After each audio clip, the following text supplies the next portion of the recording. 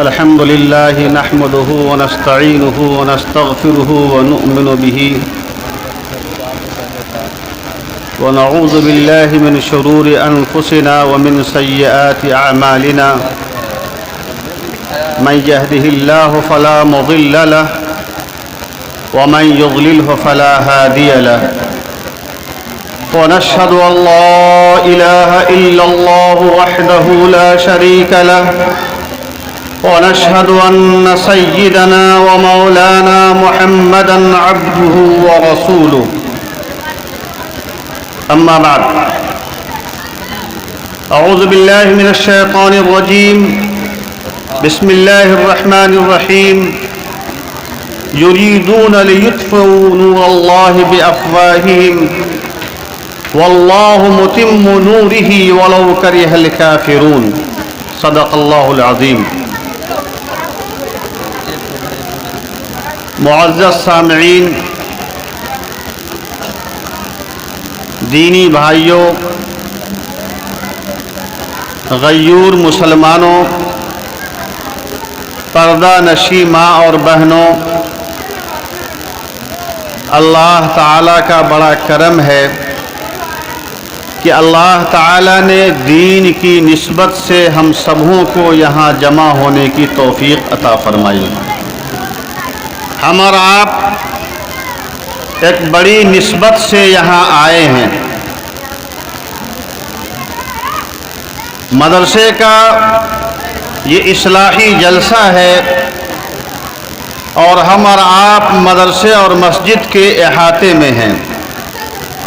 یقیناً یہ مجلس بڑی نورانی ہے اور اللہ تعالیٰ نے جن کو توفیق دی ہے وہ اس مجلس کا حصہ بنے ہیں.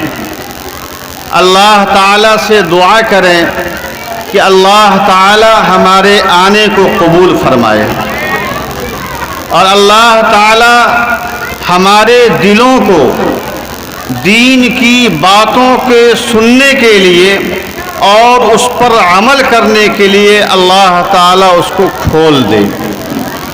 بزرگوں اور دوستوں، بڑی قیمتی باتیں ہم سے پہلے جو مقرر صاحب تھے بڑی تفصیل سے اور بڑی قیمتی باتیں انہوں نے بتائی ہیں آپ کے سامنے. یہ مدرسے کا پروگرام ہے. ہم اور آپ ایک دینی اور اصلاحی پروگرام میں شریک ہیں. بزرگوں اور دوستوں، دین کی تعلیم، اس کی اہمیت اگر ہم اور آپ نہیں سمجھ سکیں گے، اللہ اور اس کے رسول سے ہمارا رشتہ کمزور ہوتا جائے گا. ہم اور آپ صاحب ایمان ہیں. ہمیں دینی تعلیم سے اگر محبت اور الفت نہیں ہوگی، اللہ کی کتاب کو پڑھنے اور پڑھانے اور سمجھنے کی توفیق اگر ہمیں نہیں ملی تو یاد رکھیے بہت ساری کتابیں اور بہت ساری دنیاوی علم ہم اور آپ حاصل کر سکتے ہیں، بڑے بڑے عہدے پر ہمارے بچے فائز ہو سکتے ہیں، لیکن معاف کیجئے گا پہلے ہم مسلمان ہیں، اس کے بعد ڈاکٹر اور انجینئر کا لقب ہمارے لیے. ہم اور آپ اس دینی تعلیم کی اہمیت کو سمجھیں. اللہ اور اس کے رسول سے رشتہ جب ہمارا مضبوط ہوگا تو ہم اور آپ اپنی اولاد کا رخ دینی تعلیم کی طرف موڑیں گے. بزرگوں اور دوستوں، ہم اور آپ اندازہ نہیں کر سکتے ہیں کہ اس دینی تعلیم کے اندر، قرآن مجید کی تعلیم کے اندر اللہ نے ہمارے جانے کے بعد اس میں کیا رکھا ہے. ایک حدیث کے اندر اللہ کے نبی صلی اللہ علیہ وسلم نے فرمایا، اذا مات ابن آدم انقطع عمله الا بثلاث، کہ جب انسان مر جاتا ہے، ہر انسان کو موت آنی ہے، ہمیں بھی متعین وقت پر چلا جانا ہے، کوئی انسان یہاں رہنے نہیں آیا ہے۔ اللہ کے نبی نے کتنی قیمتی بات بتائی کہ جب انسان اس دنیا سے چلا جاتا ہے تو اس کے نامہ اعمال کا جو رجسٹر ہے وہ بند ہو جاتا ہے۔ یہ ہم اور آپ جانتے ہیں، انسان چلا گیا، اس کا رجسٹر بند ہو گیا، لیکن اللہ کے نبی نے 3 آدمی کے لیے خوشخبری دی ہے کہ 3 افراد ایسے ہیں کہ جو اس دنیا سے چلے جاتے ہیں، قبر کے حوالے ہیں، لیکن اللہ تعالی اس کے رجسٹر کو کھولے ہوا رہتا ہے اور فرشتے اس کے نامہ اعمال میں نیکی لکھتے رہتے ہیں۔ وہ کون 3 خوش نصیب لوگ ہیں؟ اللہ کے نبی نے فرمایا من علم ينتفع به، کہ ایسا شخص جس نے علم حاصل کیا، عالم دین بنا، حافظ قرآن بنا، اور پھر اس کے علم سے دوسرے کو فائدہ پہنچا۔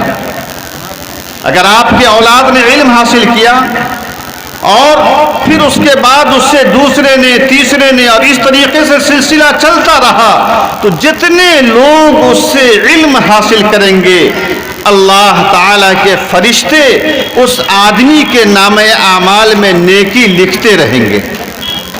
تو یہ اتنی بڑی چیز ہے۔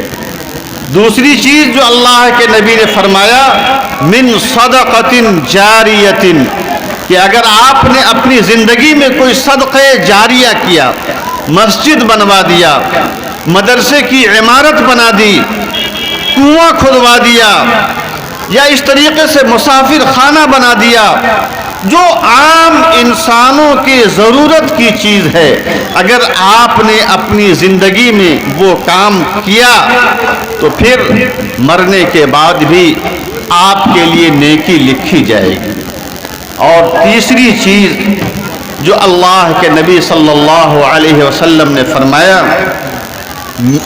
او من ولد صالح یدعو له، کہ وہ شخص اپنے بعد ایسی اولاد کو چھوڑ کر گیا جو اولاد اس کے جانے کے بعد اس کے لیے اپنے ان ہاتھوں کو اٹھا کر دعائے مغفرت کرتی ہے۔ بزرگوں اور دوستوں، موت تو آنی ہے ہر انسان کو۔ اگر آپ نے مرنے سے پہلے اپنی زندگی میں اپنے اولاد کا صحیح رخ نہیں دیا، اپنے اولاد کو صحیح تعلیم نہیں دی، تو لاکھ آپ اس کے لیے بینک بیلنس یا پراپرٹی دے کر کے جائیں گے، لیکن اگر اولاد صالح نہیں ہے، قرآن مجید سے اس کا رشتہ آپ نے نہیں جوڑا، تو دوستو مرنے کے بعد نہ معلوم آپ کی چھوڑی ہوئی پراپرٹی اور آپ کے چھوڑے ہوئے بینک بیلنس نہ جانے کس شراب خانے کے اندر اور کس جوا کے اڈے پر آپ کی اولاد اسے برباد کرتے ہیں۔ اس لیے بزرگوں اور دوستوں، ہمیں اس تعلیم کی اہمیت کو سمجھنا چاہیے۔ بڑے مشکل حالات اس سے پہلے بھی آئے ہیں مسلمانوں کے اوپر، ایسا نہیں ہے کہ ابھی مشکل حالات بہت زیادہ ہیں۔ ہمیں آزادی ہے اس وقت کہ ہم اپنے اولاد کو جو تعلیم دینا چاہیں دے سکتے ہیں، لیکن مسلمانوں پر بڑے نازک حالات اس سے پہلے آئے ہیں، لیکن اس کے باوجود مسلمانوں نے اپنا رشتہ اللہ سے باقی رکھا تو اللہ تعالیٰ نے حالات کو بدلے ہیں۔ ظالم حکومتیں آئی ہیں، ظلم کا بادل پھر چھٹا بھی ہے، اور اللہ تعالیٰ اپنے نور کو جب پھیلانا چاہتا ہے تو اس کے نور کو کوئی روک نہیں سکتا ہے۔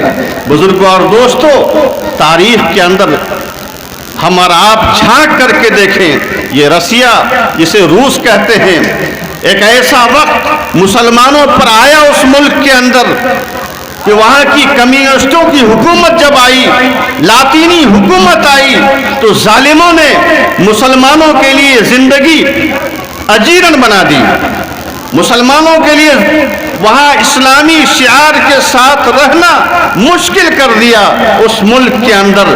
آپ کو معلوم ہے مسلمانوں کے لیے کتنی مشکلات وہاں آئی۔ مسلمانوں سے کہہ دیا گیا کہ تم ایک بھی عربی کے الفاظ نہیں بول سکتے، اگر کسی کے زبان سے عربی کا ایک لفظ کلمہ لا الہ الا اللہ محمد رسول اللہ نکلتا اسے قتل کر دیا جاتا۔ قرآن مجید کے نسخوں کو جمع کیا گیا اور اسے جلا دیا گیا، مساجد کو ختم کر دیا گیا، مدارس و مکاتب کو تخت و تاراج کر دیا گیا، علماء اور حفاظ کو شہید کر دیا گیا۔ یعنی وہاں کی حکومت نے یہ کوشش کی کہ اسلام کا رمق بھی اس ملک کے اندر باقی نہیں رہے۔ بزرگوں اور دوستوں، اور یہ سلسلہ 1-2 سال نہیں رہا، 10-20 سال نہیں رہا، تقریباً 70 سالوں تک یہ سلسلہ رہا۔ پوری دنیا کے لوگ یہ سمجھنے لگے کہ اب شاید رشیا میں کوئی مسلمان باقی نہیں رہا ہوگا۔ 70 سال کا عرصہ کئی جنریشن کا معاملہ ہے۔ تو پھر باہر کے لوگوں نے یہ سمجھ لیا کہ مسلمان وہاں ختم ہو گئے، لیکن تلک الایام نداولها بین الناس، عزت و ذلت کا مالک اللہ ہے۔ ظلم کی حکومت، کفر کے ساتھ حکومت چلتی ہے، لیکن ظلم کے ساتھ حکومت بہت دن تک نہیں چلتی ہے۔ ہر ظالم کا انتہا ہے، اور اللہ تعالیٰ نے ظالموں کی حکومت کو ختم کیا۔ 70 سالوں کے بعد دوسری حکومت آئی، پھر وہاں سے لوگ باہر آئے، مسلمان بھی آپ باہر ملکوں کے اندر آئے، تو لوگوں نے تو یہ سمجھا تھا کہ اب مسلمان صرف نام کے ہوں گے، لیکن تاریخ بتاتی ہے کہ جب وہاں کے علماء اور حفاظ باہر کے ملکوں کے اندر گئے تو باہر کے ملکوں کے عالم اور حفاظ ان کو دیکھ کر عشش کرتے تھے کہ آخر جس ملک کے اندر کلمہ لا الہ الا اللہ کے پڑھنے پر پابندی ہو، وہاں اتنے اچھے اچھے حفاظ، اتنے بڑے بڑے علماء اور اتنے بڑے بڑے فقیہ کیسے پیدا ہو گئے؟ لوگ تعجب کرتے تھے۔ پوچھا لوگوں نے علماء سے، حفاظ سے پوچھا لوگوں نے کہ آپ نے یہ علم کیسے حاصل کیا؟ بزرگوں اور دوستوں، ان لوگوں نے بتایا، آپ اندازہ کیجئے، انہوں نے بتایا کہ وہاں بڑی پابندی تھی، لیکن اس کے باوجود ہم لوگوں نے اپنا رشتہ اللہ اور اس کے رسول سے توڑا نہیں۔ ہم لوگوں نے اپنے لیے سرمایہ حیات سمجھا کہ اللہ اور اس کے رسول سے ہمارا رشتہ جڑا ہوا رہے۔ لوگوں نے پوچھا کیسے ایمان کو باقی رکھا اتنی دشواریوں کے ساتھ، اتنی پابندیوں کے ساتھ؟ تو ان لوگوں نے کہا کہ ہم نے گھر میں ایک چھوٹا سا گھر ہم اپنے گھروں میں بناتے تھے، 2 دیوار دیتے تھے، دونوں دیواروں کے بیچ میں فاصلہ ہوا کرتا تھا، باہر کی دیوار میں شراب کی بوتلیں رکھتے تھے اور یا تصویر رکھتے تھے، اور پھر اندر کے اندر ایک چھوٹا سا مکان ہوا کرتا تھا۔ وہاں کی فوج، حکومت کے طرف سے فوج آیا کرتی تھی اور دیکھتی تھی کہ اس گھر کے اندر کیا ہے۔ باہر کی دیوار میں شراب کے بوتل اور اوریا تصویریں ہوتی تھی، اسی میں ایک دروازہ ہوتا تھا، اور اندر کی کوٹھری کے اندر ہمارے چھوٹے چھوٹے بچے کسی حافظ قرآن سے قرآن مجید کی آیتوں کو یاد کیا کرتے تھے، اس لیے کہ کوئی نسخہ قرآن مجید کا نہیں تھا۔ حافظ قرآن اپنے سینے سے منتقل کرتا تھا، اور وہ بھی الفاظ کے ذریعے سے وہ بچے بھی اپنے سینے کے اندر قرآن مجید کی آیتوں کو منتقل کیا کرتے تھے۔ بزرگوں اور دوستوں، اتنا ہی پر بس نہیں، بلکہ انہوں نے بتایا کہ ہم الصبح تہجد کے وقت فجر سے پہلے ایک جنازہ، ایک تابوت تیار کرتے تھے، اور اس کے اوپر بتکلف کسی بچے کو سلا دیتے تھے، اور پھر قبرستان کی طرف لے جاتے تھے اس کو، وہاں کی فوج یہ سمجھتی تھی کہ کوئی مر گیا ہے دفن کرنے کے لیے لے جا رہا ہے، کوئی مردہ اس پر نہیں تھا، بلکہ زندہ آدمی کو سلا دیتے تھے بتکلف مردہ بنا کر کے، تاکہ حکومت یہ سمجھے کہ کسی مردے کو دفن کرنے کے لیے لے جایا گیا ہے۔ ساتھ میں چھوٹے چھوٹے بچے ہوا کرتے تھے اور ایک دو حافظ قرآن کو رکھتے تھے، قبر کھود دیا جاتا تھا اور پھر چھوٹے چھوٹے بچوں کو اس قبر میں ڈالتے تھے، ایک حافظ قرآن کو اس میں ڈالتے تھے اور اوپر سے تخت لگا دیتے تھے۔ موم بتی کی روشنی میں، چراغ کی روشنی میں ہمارے بچے قرآن مجید پڑھ رہے ہوتے تھے۔ فوج آتی تھی کہ کیا ہو رہا ہے، ہم اس قبر کے اوپر مٹی ڈالتے تھے بتکلف، تاکہ فوج یہ سمجھے کہ کسی مردے کو دفنایا جا رہا ہے۔ ہم لوگ مردے کو دفناتے نہیں تھے، بلکہ قرآن مجید کی تعلیم اس قبر کے اندھیرے میں ہمارے بچے حاصل کیا کرتے تھے۔ اس طریقے سے ہم نے اپنے دین کی اور اسلام کی اور قرآن مجید کی حفاظت کی ہے۔ بزرگوں اور دوستوں، کیا ایسے نازک حالات یہاں ہیں؟ کیا ہمارے ملک میں، ہمارے گاؤں میں، ہمارے صوبے میں ایسے نازک حالات ہیں؟ نہیں ہیں، لیکن ہمارا رشتہ اللہ سے، اللہ کے رسول سے کمزور ہوتا جا رہا ہے۔ ہم نے قرآن مجید کی تعلیم کو، حدیث کی تعلیم کو، دین کی تعلیم کو یہ سمجھا ہے کہ صرف مولوی اور امام بننے والا معاملہ ہے، اس سے زیادہ ہم نہیں سمجھتے ہیں، لیکن ایسا نہیں ہے۔ ہم اور آپ اللہ کے دین کی حفاظت کے لیے اور اپنے ایمان کی حفاظت کے لیے جب تک اپنے رشتے کو مضبوط نہیں کریں گے، دل میں اہمیت نہیں دیں گے، تو ہم اور آپ یہاں بھی کامیاب نہیں ہو سکتے ہیں اور آخرت میں بھی کامیاب نہیں ہو سکتے ہیں۔ ہمارا رشتہ کتنا مضبوط ہے دین سے، اور ہم کس لیول کے مسلمان ہیں۔ ابھی اصلاح معاشرہ پر تقریر ہو رہی تھی، بڑی مفید باتیں آئی کہ ہمیں یہ نہیں کرنا ہے اور یہ کرنا ہے اور وہ نہیں کرنا ہے۔ مسلمان کا معاملہ دیکھیے، سارا معاملہ الٹا ہوتا۔ ہم اخلاقیات کے اندر بھی سب سے بدترین قوم ہے۔ ابھی آج ہمارا بھائی ہمارے بارے میں گواہی نہیں دے سکتا ہے کہ میرا بھائی سچ بول رہا ہے، یہ صادق اور امین ہے، نہیں دے سکتا ہے گواہی۔ آج غیروں کے اوپر زیادہ بھروسہ ہم کرتے ہیں ایمانداری کے سلسلے میں، لیکن ہم اپنے ایمان کا سودا کر چکے ہیں۔ جناب محمد رسول اللہ صلی اللہ علیہ وسلم کی سیرت دیکھیے، ابھی نبوت کا اعلان نہیں ہوا ہے، لیکن پورے عرب کے لوگ، جو لوگ آپ کے دشمن بھی تھے، وہ گواہی دیتے تھے کہ اگر کوئی شخص سچا ہے، امانت دار ہے، تو وہ جناب محمد رسول اللہ کی ذات کی طرف اشارہ کرتے تھے۔ غیر اپنے سامان کو اور اپنے روپے پیسے کو، درہم و دنانیر کو لا کر رکھتے تھے کہ یہ اس سے بڑا امین کوئی شخص نہیں ہے یہاں پر۔ اور آج ہمارا معاملہ کیا ہے؟ ہم صرف مسجد کے وقت جو نماز پڑھتے ہیں مسجد میں جا کر، جو اللہ توفیق دے دیتا ہے، ہم بس یہ سمجھتے ہیں کہ مسجد میں جتنے دیر تک ہے وہیں تک مسلمان ہیں۔ امام صاحب اعلان کرتے ہیں، ماشاءاللہ جمعہ میں خاص طور پر، میں تو کہتا ہوں کہ یہ اعلان کرنا ہی گناہ ہے۔ امام صاحب جمعہ میں اعلان کرتے ہیں، موبائل کے بارے میں موبائل بند کر لیے، فلاں کر لیے، سبسڈی کر لیے۔ ایک اعلان اور کرتے ہیں امام صاحب، اپنے ازار کو ٹخنوں سے اوپر کر لیجئے۔ یعنی ہم نے یہ سمجھا کہ صرف نماز میں ازار کو اوپر کرنا یہ ضروری ہے، اس کے بعد ضروری نہیں ہے، حالانکہ یہ بالکل غلط ہے۔ اللہ کے نبی نے فرمایا ویل للعقاب، یعنی بہت بڑی تباہی ہے ایسے شخص کے لیے جس کے ازار ٹخنوں سے نیچے ہوں۔ آپ نے اگر ہمارے حالات حاضرہ میڈیا یوٹیوب چینل کو سبسکرائب نہیں کیا ہے تو جتنا جلد ہو سکے ہمارے اس حالات حاضرہ میڈیا یوٹیوب چینل کو سبسکرائب کریں اور بیل آئیکن کو بھی دبا دیں۔ تب تک اگلی آنے والی ویڈیو تک کے لیے والسلام۔